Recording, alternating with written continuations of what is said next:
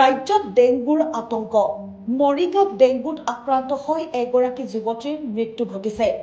মৃত যুৱতীগৰাকী গছৰগুৰি গাঁৱৰ সাগৰিকা ডেকা। জুনৰ পহিলা সপ্তাহতে যুৱতীগৰাকীয়ে কৰ্মস্থলীৰ পৰা আহি অসুস্থ হোৱাৰ কথা জনাইছিল পৰিয়ালক।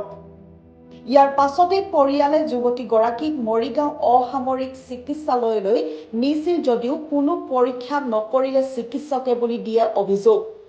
পৰৱৰ্তী সময়ত সাগৰিকাক ESIC হস্পিটেলত ভৰ্তি কৰিছিল আৰু তাতে ডেংগু ৰোগত আক্ৰান্ত হোৱাৰ কথা জনাইছিল চিকিৎসকে। ডেংগু ৰোগত আক্ৰান্ত সাগৰিকাক ESICৰ পৰা মেট্ৰ' হস্পিটেললৈ ৰেফাৰ কৰে আৰু তাতে ICUত চিকিৎসাধীন হৈ 23 জুনত মৃত্যুক সাৱটি লয় সাগৰিকা ডেকাই।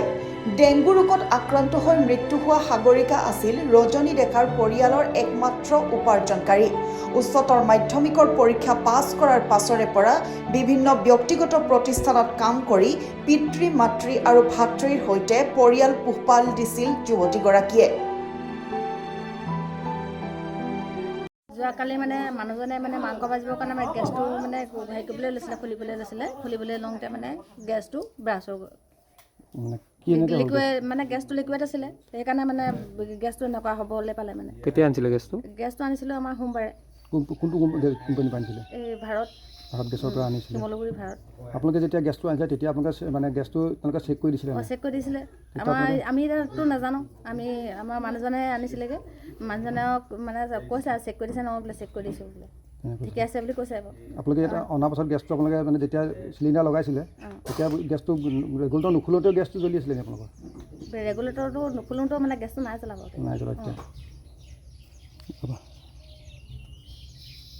এতিয়া কিমান সময় হ'ল ঘটনাটো 8:20 হৈছিলে। কিমানজন মানুহ ইয়াত আহত হৈছে? আমাৰ ইয়াত 3জন। কোন কোন হৈছে তেওঁলোকে? 3জন হৈছে মোৰ ভতিজা হৈছে আৰু এজন বজনা হৈছে। বৰ্তমান ক'ত চিকিৎসা ডিব্ৰুগড়। তেওঁলোকৰ অৱস্থা কেনেকুৱা এতিয়া? এই দুজনৰ সংকটজনক, এজনৰ হেৰিতে ৰিলিজ দিয়া হৈছে, তেওঁ ভাল। এই ঘৰখনৰ মুখিয়ালজন কোন আছিলে? মোৰ মানুহজন আছে। তেওঁ এতিয়া তেওঁলোকক চাবলৈ গৈছে। এই সাগৰিকা ডেকা, ফিমেল, 23 years old ফিমেল, গছৰগুৰিত ঘৰ। প্ৰথমে গা বেয়া লাগিছিল, বমি হৈছিলে, তাৰ কাৰণে উদৰি ষ্টেট ডিছপেঞ্চেৰী আহিছিলে 5/6/26 তাৰিখে। তাৰপিছত উদৰিত দেখালে, দেখুৱাৰ পিছত কিবা মেডিচিন খাই এনে চিভিল হস্পিটেলত গুচি আহিলে। চিভিল হস্পিটেলত আহি 5/6/26 পৰা 6/6/26 আছিলে। তাৰপিছত তাত সেই একে কণ্ডিশ্যন লৈ আহিছিলে, বমি হৈছিলে, অলপ গা চা বেয়া লাগিছিলে। তাত যিখিনি নেচেচাৰী ট্ৰিটমেণ্ট লাগে সেইখিনি দিয়া হ'ল। ইনভেষ্টিগেশ্যন কৰিলে, আল্ট্ৰাচাউণ্ড, ECG, হিমোগ্ল'বিন কম আছিলে, 8.9 আছিলে। আৰু 6 তাৰিখে তাই যিহেতু অলপ ভাল পাইছে, তাইক ডিছচাৰ্জ কৰি দিলে। তাৰপিছত ঘৰত গৈ আকৌ গাটো বেয়া লাগিলে। কিন্তু তাই ওচৰৰ এখন মলত কাম কৰি আছিলে, সেই মলখনে যেতিয়া গাটো বেয়া লাগিল তাই গুৱাহাটীলৈ লৈ গুচি গ'ল। গুৱাহাটীত নি প্ৰথমে ESI হস্পিটেল আছে, ESI হস্পিটেলত তাত ভৰ্তি কৰি দিলে একেই কণ্ডিশ্যনৰ কাৰণে।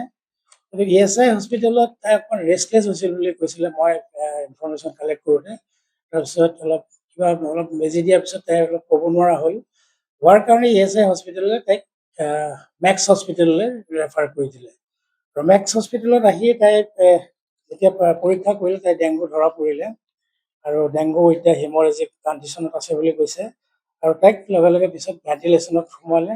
আৰু ভেণ্টিলেশ্যনত লাষ্ট 7 তাৰিখৰ পৰা ভেণ্টিলেশ্যনত আছে। আজি যোৱাকালি তেখেতৰ ডেথ হৈছে বুলি কৈছে। আৰু এই ভেণ্টিলেশ্যনৰ পিৰিয়ড মই মাজে মাজে ফোন কৰিছিলোঁ সিহঁতলৈ। ফোন কৰি তেতিয়া কৈছে যে পেচেণ্টৰ কণ্ডিশ্যনটো ভাল নহয়, একো হেৰি হোৱা নাই, মাত বোলটো কৰিব নোৱাৰে, চকুটোকো ভালকৈ মেলিব পৰা নাই আৰু কণ্ডিশ্যনটো ভাল নহয় বুলি কৈছিলে। আৰু আনফৰ্চুনেটলি যোৱাকালি তেখেত আমাৰ মাজত গুচি গ'ল। আৰু সেইখিনিয়ে কথা। আৰু সেইখিনি আমাৰ এই বছৰত 5টা ডেংগু কেছ আমি পাইছোঁ, 5 cases. This is the case যিটো কেছ এক্সপায়াৰ হৈছে, আৰু বাকী কেইটাতো ঠিকে ভাল হৈছে। জাপানীজ এনকেফেলাইটিছ আমাৰ ইয়াত অলৰেডি 5গৰাকী জাপানীজ এনকেফেলাইটিছ হৈছিলে।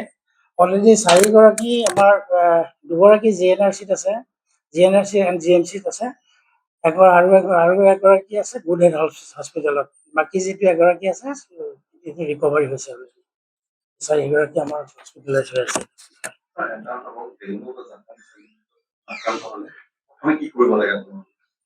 ডেংগু আৰু জাপানীজ এনকেফেলাইটিছ হ'লে আমাৰ প্ৰথম কথাটো হৈছে প্ৰিভেনশ্যনটো মেইন কথা। আমি ধৰি লওক এই বস্তুটো যাতে আমাৰ মাজত নহওক।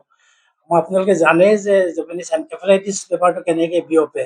আমাৰ যিবিলাক ধৰি লওক বগলী বা ভেৰিয়াৰ পৰা গাহৰি, এই বস্তুবিলাকৰ যাতে এনেকুৱা লেতেৰা সেইবিলাক যাতে আমাৰ চাৰাউণ্ডিঙত যাতে নাথাকে, সেইটো বস্তু আমি ৰক্ষা কৰিব লাগে। কাৰণ এই বস্তুটো যে মস্কিউটোৰ কামুৰিলে হয়, ঠিক তেনেকৈ ডেংগুটো পৰিৱেশটো চাফা কৰি ৰাখিব লাগে, যাতে ডেংগু মস্কিউটো যাতে তাত নাথাকে। সেইটো বস্তুখিনি আমাৰ বেছি গুৰুত্ব দিব লাগে। আমি ডেংগুৰ কাৰণে এতিয়া আমাৰ কথাটো হৈছে আমি ফগিং, বিভিন্ন জেগাত আমি ফগিং ষ্টাৰ্ট কৰিছো। অলৰেডি আমি ছ'চিয়েল মিডিয়াটো দি দিছোঁ, ক'ত ক'ত ফগিং কৰিছোঁ, এই ফগিংবিলাক আমি দেখাইছোঁ। আমি 16 জুনতো আমি ফগিং কৰাইছোঁ। Source reduce the 16 to 22 June. আৰু ব্লাড শ্লাইড যিবিলাক কালেকশ্যন কৰিব লাগে চাৰাউণ্ডিঙত, আমি সেই ব্লাড শ্লাইড কালেকশ্যন কৰাৰ আমি ব্যৱস্থা বৰ্তমান কৰিছোঁ। এইবিলাক টেষ্ট আমি আৰম্ভ কৰি দিছোঁ। এইটো বস্তুৰ ওপৰত আমি এতিয়া ডিছকাছ কৰিব লাগিব। আমি বস্তুটোৰ ওপৰত ক'ত কেনেকুৱা কিবা এটা যদি লেখনি আছে বা কিবা এটা যদি হৈছে, সেই বস্তুটো আমি অলৰেডি আমি কথা পাতিছোঁ আমি ইয়াৰ লগত। আমি এইটো এটা ইনভেষ্টিগেশ্যন এটা ডেফিনেটলি আমি কৰিম, আৰু ইনভেষ্টিগেশ্যন কৰি কি ওলাই সেইটো বস্তুৰ ওপৰত আমি চোকা দৃষ্টি ৰাখিম আৰু চাম কেনেকৈ কি কৰিব পাৰোঁ। মৰিগাঁৱৰ পৰা মহেশ কুমাৰ দাসৰ ৰিপৰ্ট, ভইচ 365।